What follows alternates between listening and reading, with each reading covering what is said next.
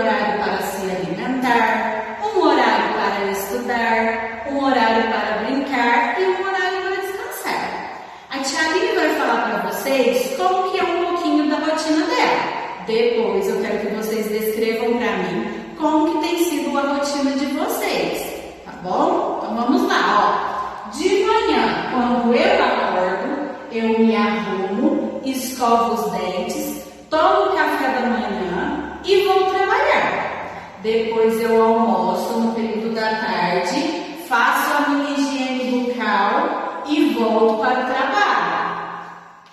À noite eu chego, descanso um pouquinho, assisto televisão, janto, depois eu escovo os dentes, faço minhas orações e agradecimento e vou dormir e descansar.